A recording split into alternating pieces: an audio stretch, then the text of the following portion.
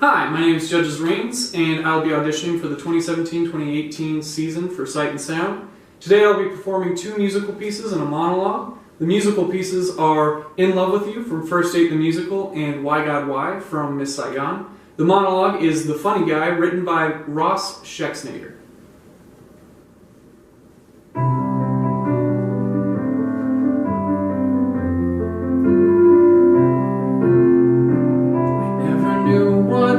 Was like until I saw your face, and suddenly I felt a love that time cannot erase. Your eyes so sweet and piercing, your manner kind yet strong,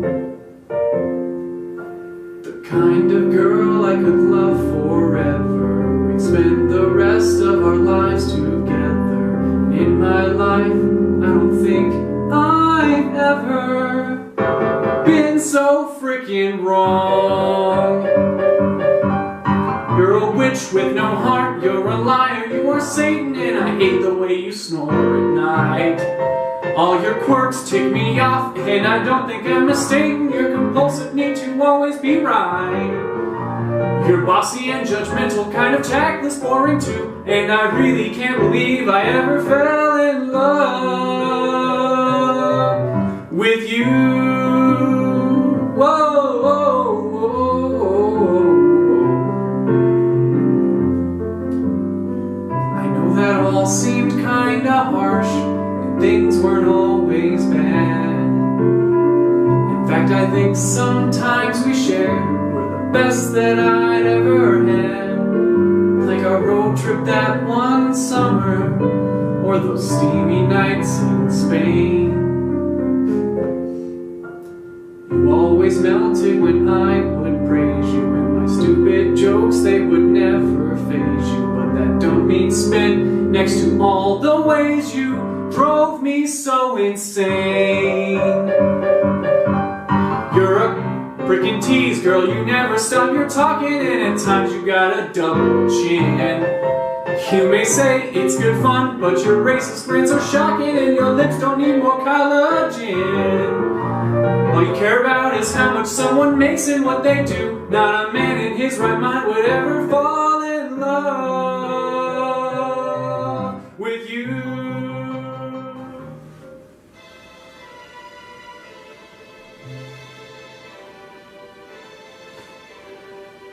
Why does Saigon never sleep at night?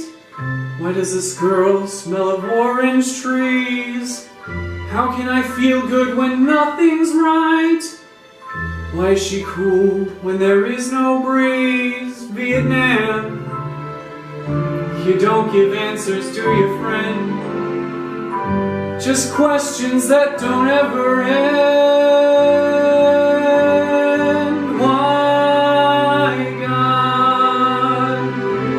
Why today? I'm all through here, on my way. There's nothing left here that I'll miss. Why send me now, a night like this? Who is this girl in a rusty bed? Why am I back in a filthy room? Why is her voice ringing in my head? Why am I high on her cheap perfume? Vietnam. Hey, look, I mean you no offense, but why does nothing here make sense? Why, God, show your hand? Why can't one guy understand? I've been with girls who knew much more. I've never felt confused before. Why me? What's your plan? I can't help her, no one can. I liked my memories as they were, but now I leave remembering her.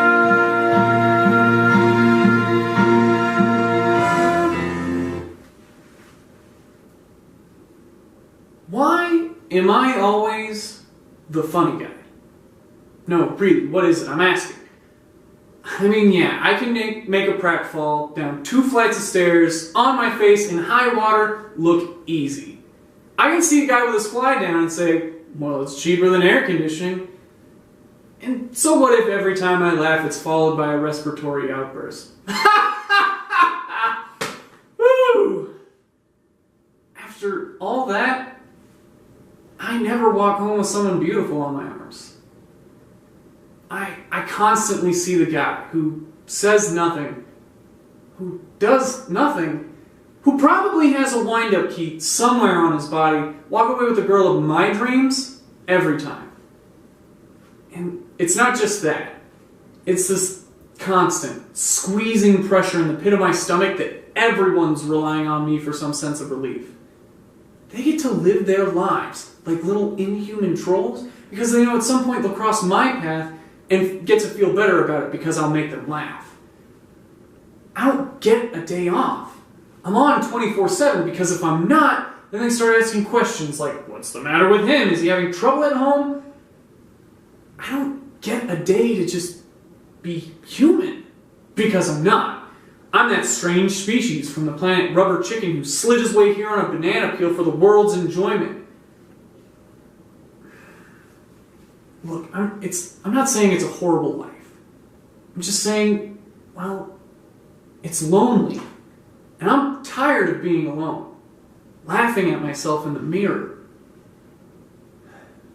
I wanted to say, I am tired of being alone. Now, point me to the kitchen. My face has a date with a cream pie. Thank you.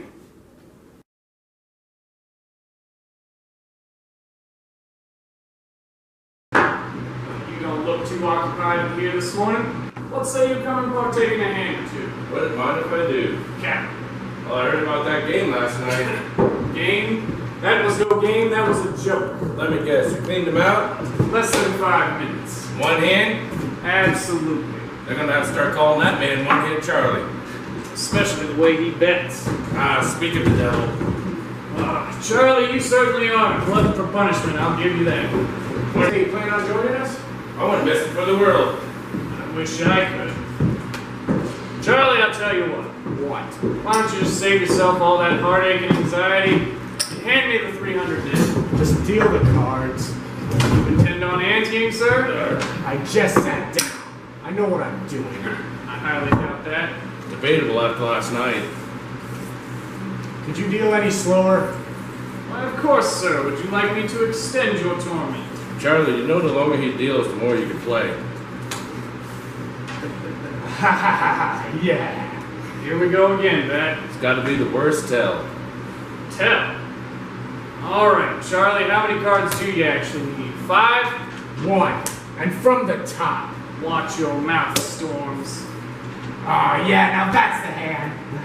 We just removed all necessity to even bother to ask. Yeah, with one card in the face like that, gentlemen, I'm out.